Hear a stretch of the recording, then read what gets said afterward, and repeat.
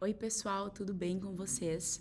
Bem, hoje começamos a nossa aula 9 e a gente vai falar sobre os mecanismos de comunicação, né? Então, essa retroalimentação de informações aferentes e centrais, como que isso se dá, né? A gente já falou um pouco na aula passada sobre os receptores musculares, né? E agora a gente vai adentrar, então, como que esse processo de comunicação ele acontece, né? A gente já falou sobre esses nomes na aula passada e é sobre isso que a gente vai tratar aqui hoje um pouco, né? Então, esse controle neural da musculatura, ele se dá por mecanismo de feed-forward, que é do mecanismo, se vocês acompanharem a linha verde lá, do cérebro, né? Então, o comando cerebral, a iniciação do potencial de ação para o músculo, né? Gerando a contração muscular, e o mecanismo de feedback, que é nada mais do que a informação sensorial da execução daquele plano motor. Então, será que foi efetivado? É dessa forma que o cérebro sabe, né? Por meio desse mecanismo de feedback. Então, a gente vai esmiuçar um pouquinho cada um desses mecanismos na aula de hoje e compreender algumas coisas até mesmo no processo de percepção subjetiva de esforço. Como que a gente percebe o esforço?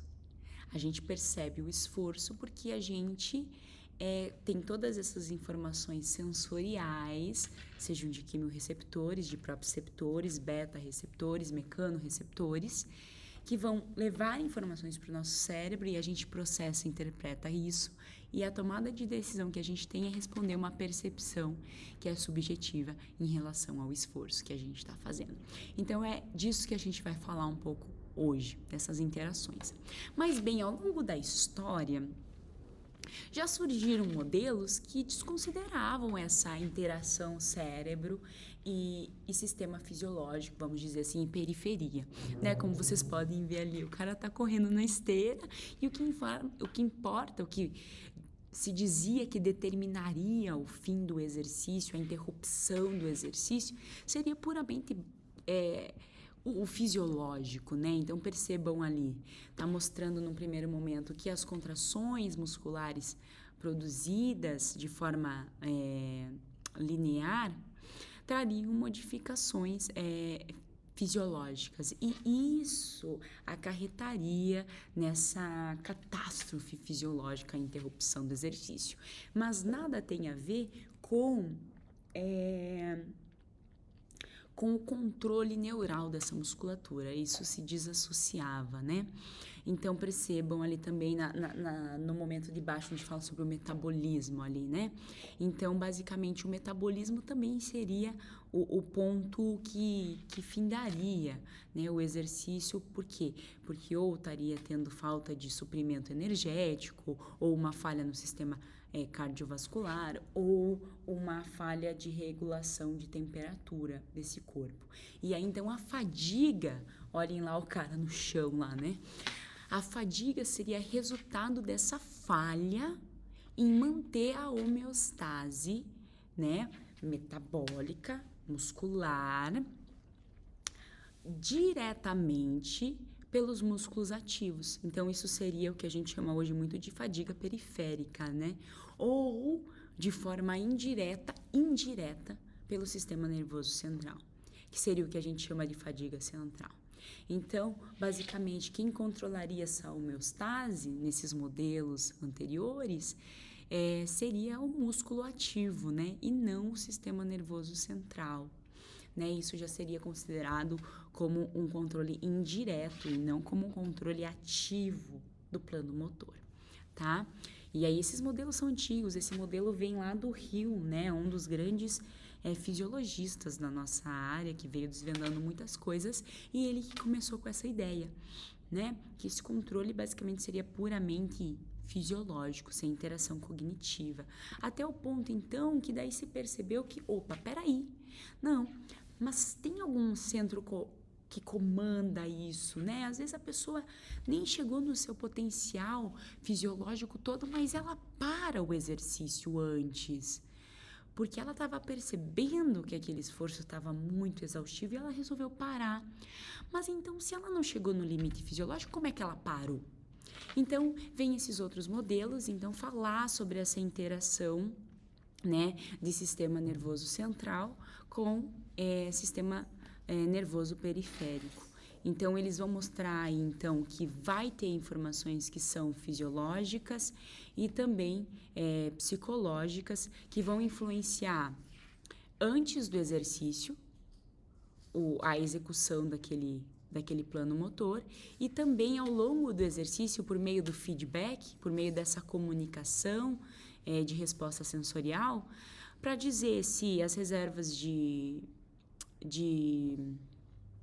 fugiu a palavra, as reservas de combustível, elas estão se mantendo, se está tendo, então, produção de ATP, se está acompanhando essa produção de ATP, se a taxa de acúmulo de calor, ela está mantendo essa homeostase, se a gente precisa aumentar a sudorese para suar mais, para poder baixar a taxa de calor, o estado de hidratação, né? E aí, até uma questão ali, ó, eles trazem psicológica, né? Se você está acreditando naquilo, né? Se você está motivado para fazer aquilo. Então, tudo isso vai impactar. E é interessante que o nome desse modelo eles trazem aqui como um modelo antecipatório regulatório. Ou seja, tem um processo de antecipação, né? Que você antecipa o que vai acontecer, porque você antecipa com base em memórias, com base em experiência prévia.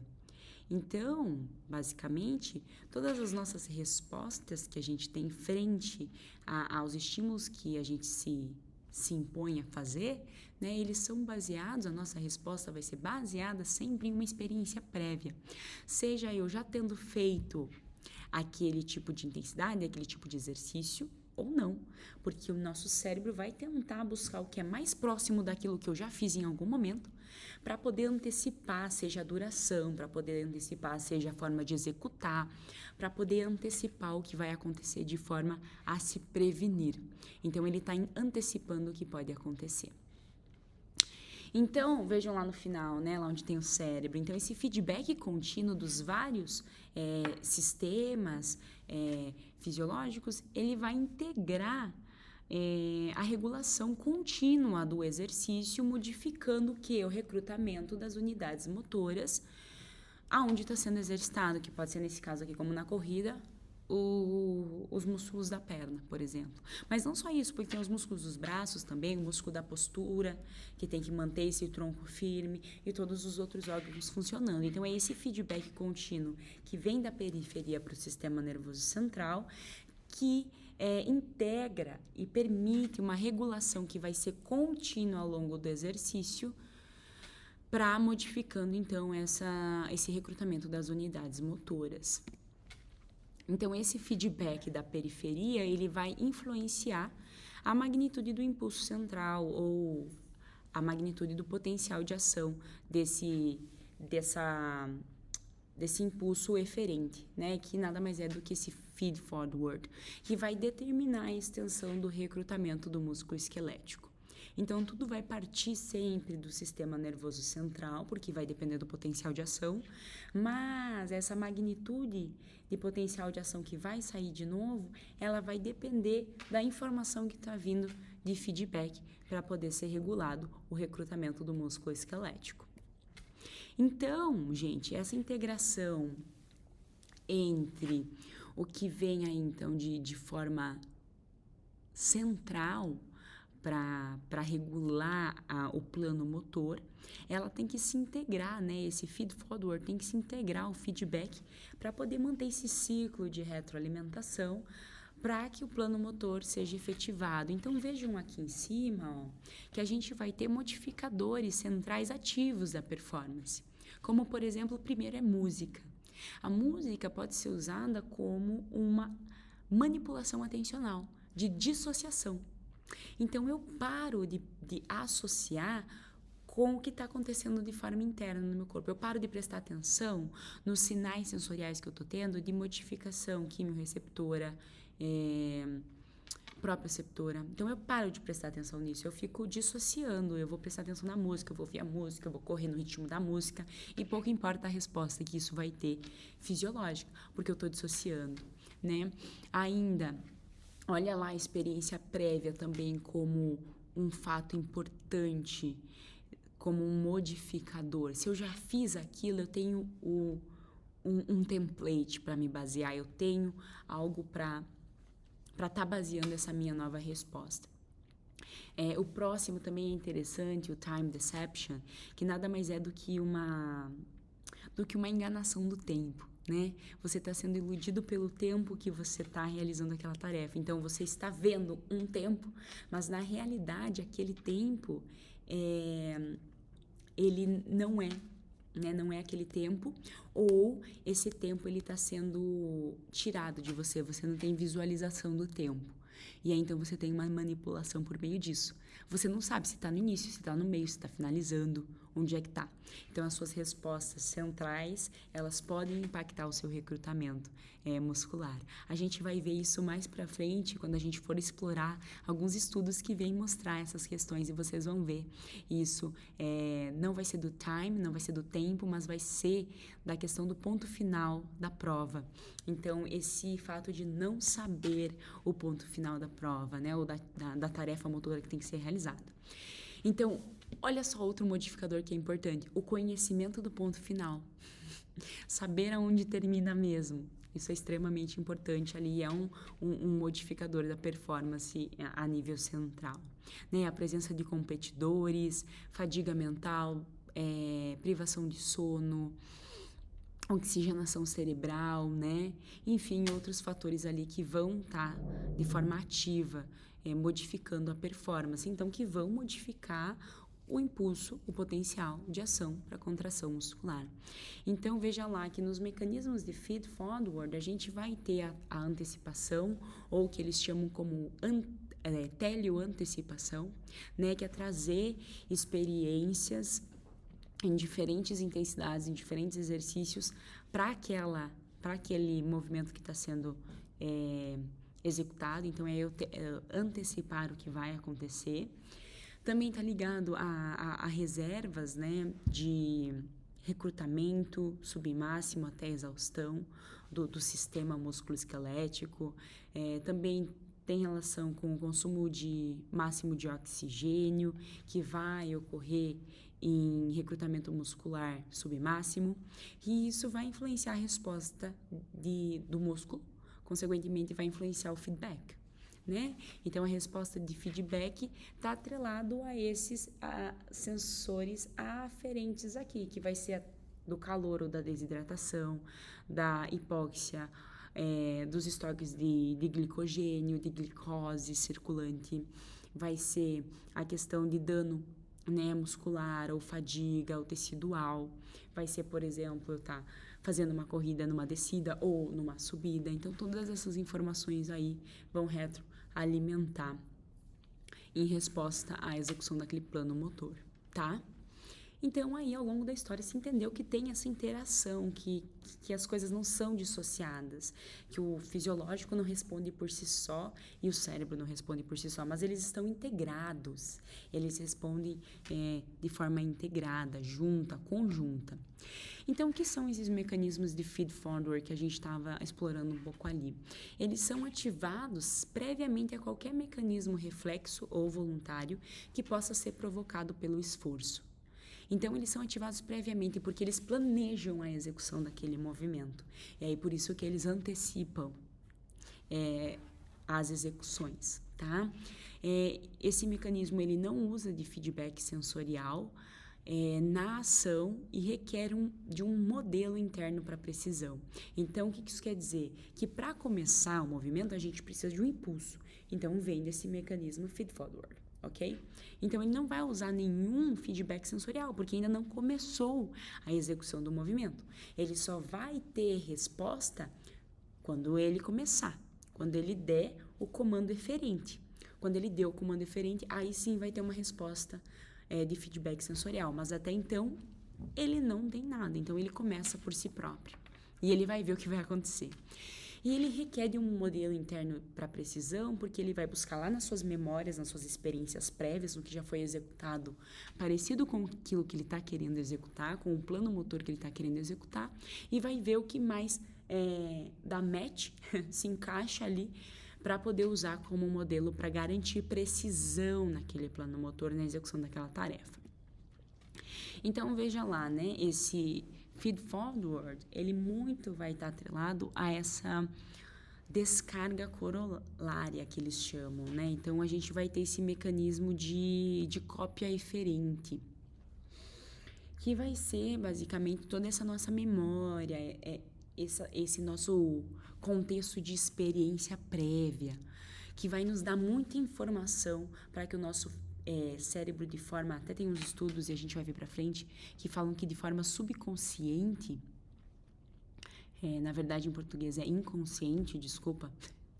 De forma inconsciente, ele vai manipulando, ele vai dando essas cópias eferentes para dizer, olha, a regulação tem que ser assim, porque a gente já fez isso com experiências prévias, e ele vai manipulando essa resposta do quê? Do controle neural da musculatura, tá? E da execução do movimento. Então, esse feed forward, né, essas cópias eferentes, elas são sinais paralelos a um comando motor. Então, elas vêm para auxiliar o comando motor, tá? Para dar informações, né, de experiências prévias, informações antecipatórias, como a gente já viu. E tem estudos chamando até que elas vão trazer um tal de exercise template, né? Elas vão trazer um template do exercício. O que já foi feito? É parecido com o que eu vou fazer agora? É semelhante? Então, eu posso usar essas informações para a execução daquele movimento. Bem, então, nesse mecanismo de feed forward, a gente vai ter o que a gente já falou, né, e é cada vez mais ressaltado nos estudos, esse sistema antecipatório que vai ser dependente da experiência prévia e da memória, né, e a memória está atrelada à experiência prévia, né, então o que eu memorizei daquilo que eu já vivenciei que vai ser usado para poder fazer o controle daquele novo plano motor, tá, e isso vai depois ser influenciado pela resposta, né, pelo feedback que vai ter sensorial dos músculos efetores que vão estar realizando o exercício.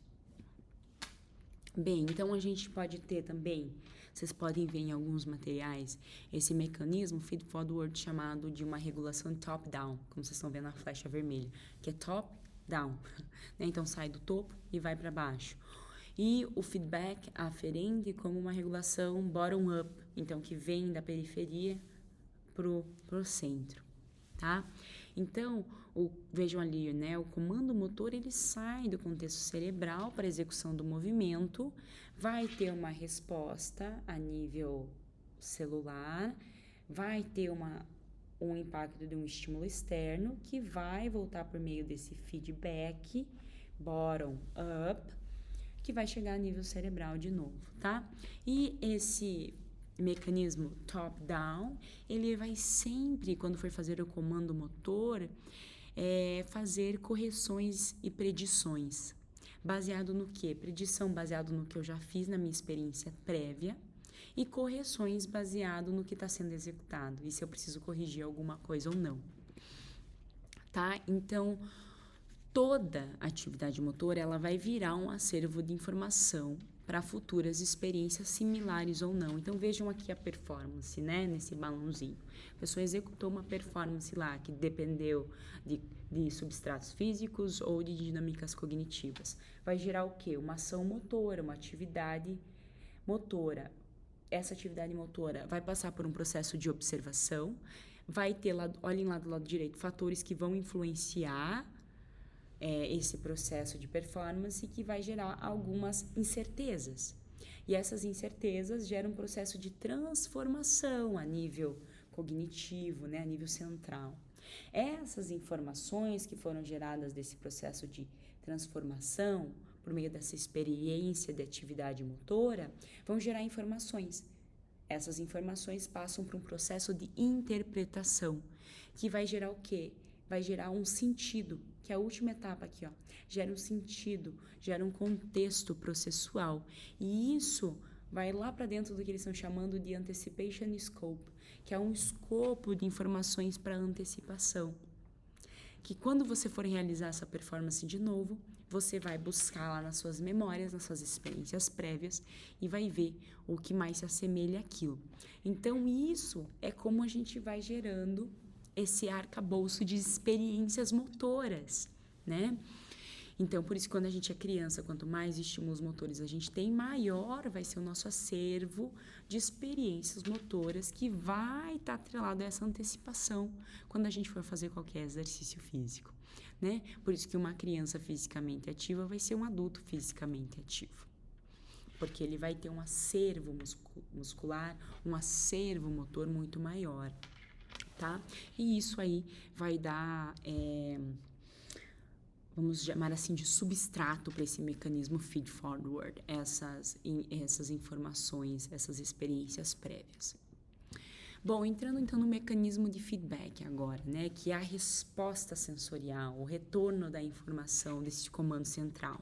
Bom, esse mecanismo feedback, então, ele vai responder aos sinais dos diferentes receptores, tá?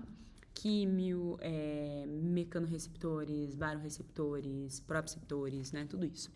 Eles vão enviar as informações sensoriais do músculo, por exemplo, ou da corrente sanguínea, ou dos outros órgãos efetores ao sistema nervoso central. Esse mecanismo de feedback vai envolver modificações do movimento em andamento, porque é ele que vai mandar o sinal lá falando, precisa modificar alguma coisa aqui, porque está complicada. E nesse caso aqui, ele vai ter um alto grau de precisão, tá? Porque já está sendo executado e ele está mandando informação daquela execução. Então, isso vai gerar um alto grau de precisão na execução daquela atividade motora. Então, vamos olhar lá o mecanismo de feedback. Olha só, se vocês olharem lá no cantinho, eu coloquei a informação de feedback que está vendo da resposta coordenada aqui, né? Da resposta coordenada motora.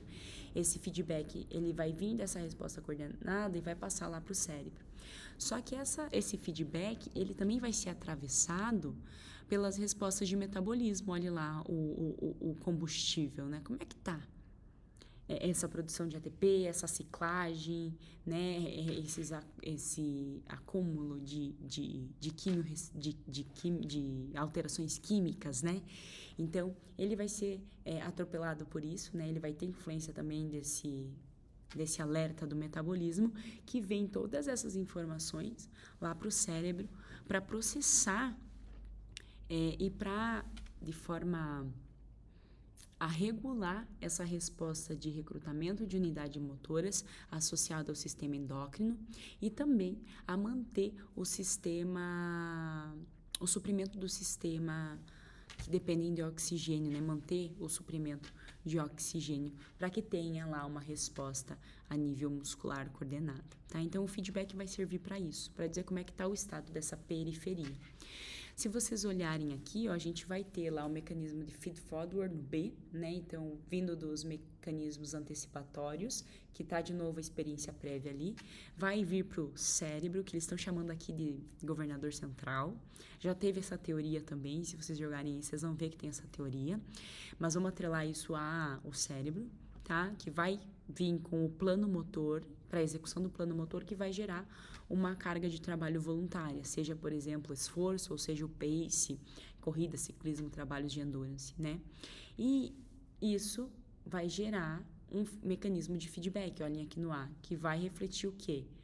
Aqui nesse último balão, que está atrelado a todas as respostas fisiológicas e psicológicas, que vão depois influenciar o cérebro de novo a planejar aquele plano motor novo para a execução da tarefa motora. Mas, olhem lá o balãozinho azul. Quando a gente tem a presença de calor, por exemplo, de produção de calor, né? Que aqui ele está falando que a influência do calor de um ambiente muito quente na performance, né?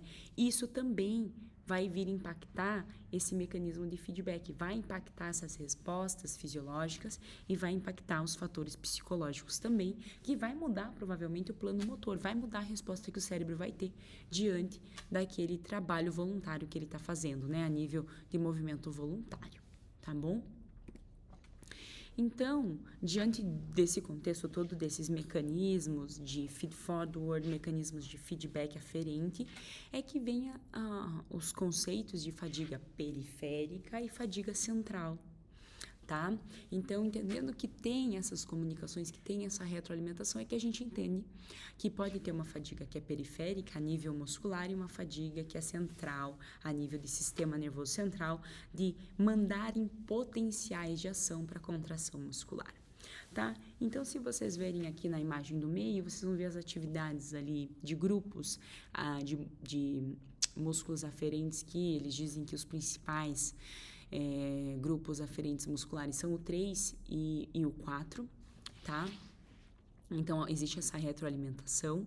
Se a gente olhar aqui nessa condição do lado esquerdo, quando a resposta cardiopulmonar ela começa a ser reduzida, a disposição de oxigênio começa a ser reduzida, a entrega desse oxigênio começa a ser reduzida lá para o músculo ou para todo o sistema, começa a ter um aumento da fadiga periférica. E isso vai reduzir, consequentemente, a performance, né? Então, a gente está dizendo que é periférico por quê? Porque é a nível muscular. É a nível muscular que não consegue mais manter o oxigênio chegando, que não consegue mais liberar cálcio, que não consegue mais ter íons de magnésio para quebra de ATP, que a mitocôndria não está conseguindo mais produzir ATP, porque está desidratado, porque está faltando suprimento energético, tá? Então, é a nível periférico. Lá no canto direito, ó, a gente vai ver que quando acontece uma redução do potencial de ação para os motoneurônios darem um start para a contração muscular, para a ativação muscular, isso vai ser decorrente de um aumento da fadiga central. Então, a nível central, não está mais conseguindo mandar esse potencial de ação para manter o plano motor, para manter a ativação muscular. Então, consequentemente, isso vai reduzir também a performance no exercício.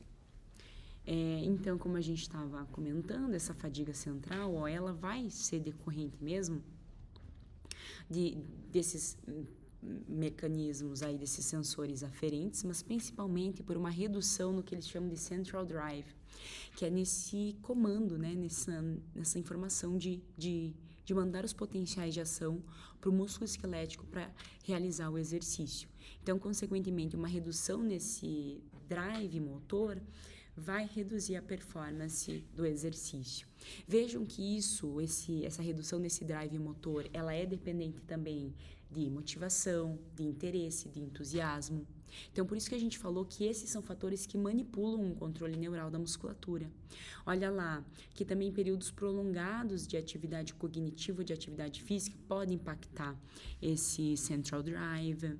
Olha só, lá no canto direito, lá onde está escrito as cargas cognitivas, aumento de carga cognitiva, fadiga central também, por meio de uma performance cognitiva ou por meio de uma redução na alocação da atenção, isso pode vir a causar fadiga, o que ele chama de psicológica ou cognitiva. E isso também vai reduzir o controle central da musculatura e vai gerar uma fadiga central. Então, não sai mais impulso nervoso, mais potencial de ação para o músculo para contrair. Então, a contração não acontece se eu tenho ausência de potencial de ação.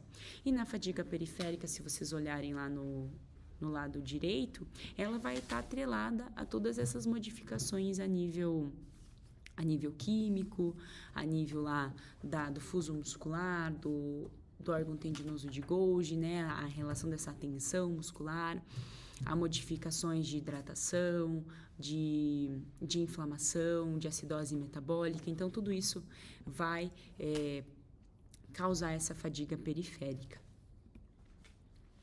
E aí vem uma discussão há um tanto quanto há um tempo sobre se realmente esse feedback aferente ele contribui ou não, né, para a performance. E nesse caso aqui era se o feedback aferente ele vai ser um determinante importante ou não para a performance na endurance, né? Então, será que contribui ou não mesmo, né, esse feedback aferente?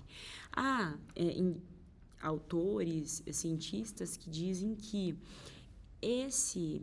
essa contribuição do feedback aferente dos músculos fadigados, eles não vão impactar nesse controle muscular, eles não vão impactar na magnitude do comando central, né, da musculatura.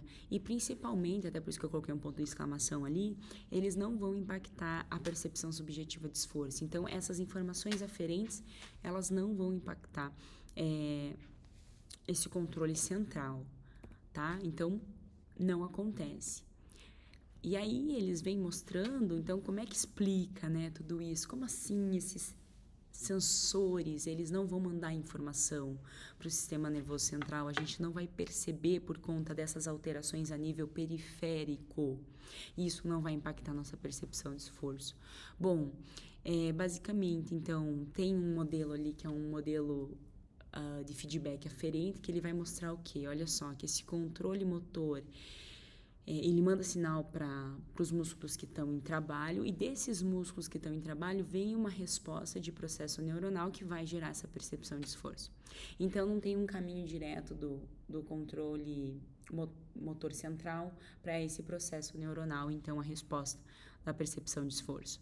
Já nesse segundo modelo aqui, que é o que eles batem na tecla, dizendo que não tem esse feedback aferente contribuindo no processo da percepção do esforço, é que você sai de uma informação de comando central, você manda sinal para o músculo que vai trabalhar, mas esse músculo que está trabalhando não vai mandar informação sensorial.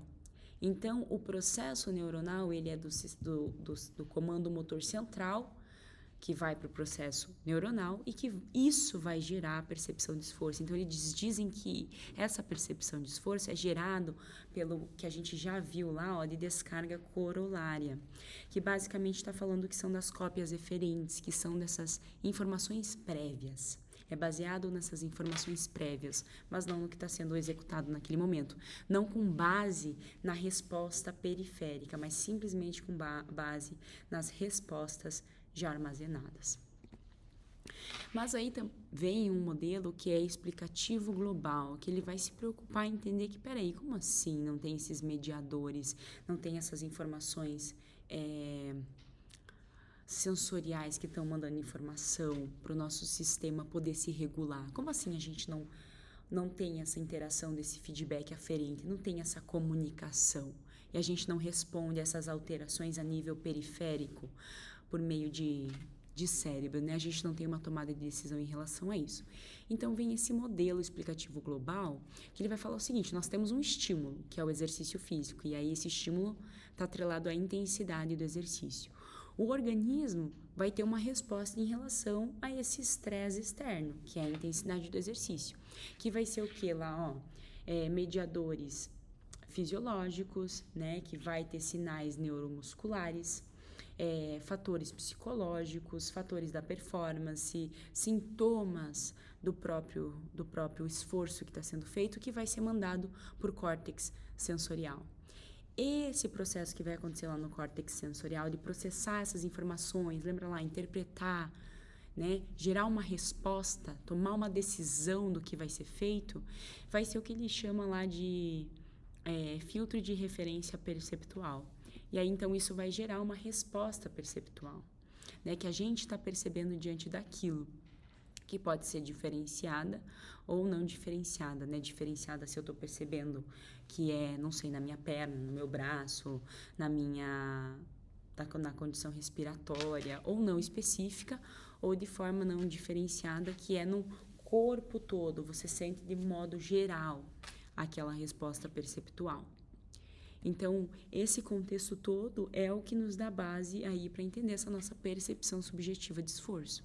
Porque nada mais é do que a gente interpretar todos esses sinais que o nosso corpo está nos mandando ao longo do exercício e imposto sempre em relação à intensidade desse exercício, processar essas informações e gerar uma resposta que é uma resposta perceptual, que é tomar aí uma decisão. Bom, há estudos também que vêm mostrando que esse fuso muscular, aí nessa discussão de que se o feedback aferente contribui ou não, né, para esse controle neural, contribui ou não para essa produção dessa percepção subjetiva de esforço, tem estudos mostrando que esse fuso muscular, que a gente já viu que está lá dentro da fibra muscular, ele vai impactar, sim, de alguma forma a nossa percepção de esforço, né? Percebam ali que até tem um efferent copy, que é daquilo que a gente vinha falando, daquelas experiências prévias, daquela antecipação de memórias, que vão também estar impactando essa percepção de esforço, mas não é unicamente exclusivo aquilo, tem sim uma interação de respostas periféricas, né, aferentes, que vêm seja lá de dentro do músculo, como é o caso do fuso muscular, ou seja, dos outros quimiorreceptores, que vão contribuir para essa tomada de decisão que é, né, chegar nessa resposta perceptual, tá? Pessoal, então, dito tudo isso, né, a gente entendendo como que acontece essa comunicação, essa retroalimentação entre periferia e sistema nervoso central e periferia, a gente encerra a aula de hoje e na próxima aula a gente vai adentrar um pouco aí em questões de estudos, né, científicos que vão mostrando um pouco dessas manipulações entre esses mecanismos de comunicação do sistema nervoso central com o periférico e vice-versa, e como isso pode impactar a performance em esportes e em atividades motoras. Nos vemos lá. Até logo!